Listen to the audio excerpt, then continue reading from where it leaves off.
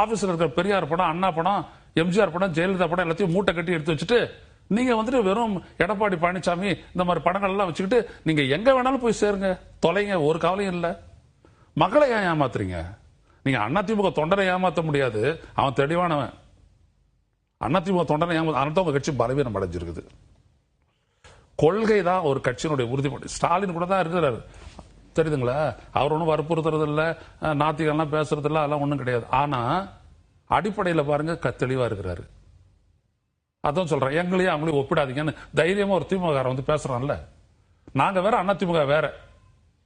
அவங்க காம்ப்ரமைஸ் பண்ணவங்க, நாங்க விட்டு தராதவங்க அப்படி சொல்றாங்கல்ல.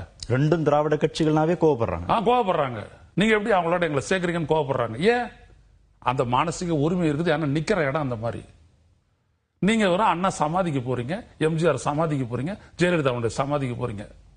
அதே மாதிரி ஒரு பக்கத்துல ஒரு சமாதி எழுப்பி அதிமுக சமாதின்னு ஒண்ணு வச்சிருங்க. அதுக்கப்புறம் நீங்க எதை வேணாலும் செய்யுங்க. எந்த இடத்துலையும் அதிமுக இந்து முன்னணி மாநாட்டில் கலந்துகிட்டதுக்கு நியாயப்படுத்தவே முடியாது. எந்த கொள்கை தொடர்பும் கிடையாது. இந்த பாஜக சொல்றது ஈழத்தமிழர்கள் நான் குடியுரிமை தரமாட்டேன்னு அமித்ஷா சொல்றாரு. நீங்க எப்படி கூட்டணி வைப்பீங்க? இந்த நாட்டில் வாழ்ந்து 11 வருஷம் தீர்ந்து போச்சு, எந்த சட்ட சிக்கலும் இல்லை.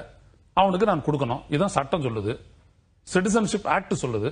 சிட்டிசன்ஷிப் அமெண்ட்மெண்ட் ஆக்ட் தமிழனை வந்துட்டு ஒதுக்கல, முஸ்லீம் ஒதுக்குற மாதிரி தமிழன் ஒதுக்கல. ஆனா தரமாட்டேன்னு சொல்றாரு அமித்ஷா. ஏத்துக்கிறாரா எடப்பாடி பழனிசாமி? எதுக்கு நீங்க அவரோட நிக்கிறீங்க? அப்புறம் திமுக எதிர்ப்பு அந்த ஒரு புள்ளியில இணையறாங்க. திமுக எதிர்ப்புன்றதெல்லாம் ஒரு அரசியல் அங்கது. நான் சொல்றேன், நீங்கெல்லாம் அடிப்படையிலேயே சங்கிகளை என்னைக்கு ஆயிட்டீங்க. கேள்வி கேட்டதுனால விளக்கம் கொடுத்துட்டு இருக்கிறீங்க, இவ்வளவுதான்.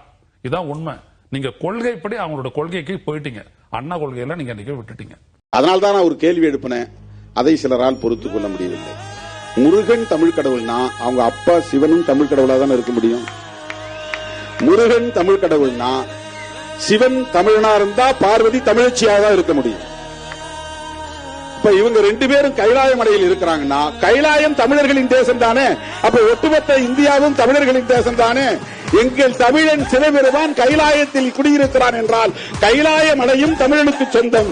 கைலாய மலை இமயம் முதல் கன்னியாகுமரி வரையில் தமிழன் வாழ்ந்தான் என்பதற்கு சிவபெருமானே ஒரு சான்று. அந்த கதைப்படி பார்த்தார். சிவன் தமிழன், பார்வதி தமிழச்சி அப்படின்னா கணபதி கணேசனும் தமிழனா தான் இருக்க முடியும்.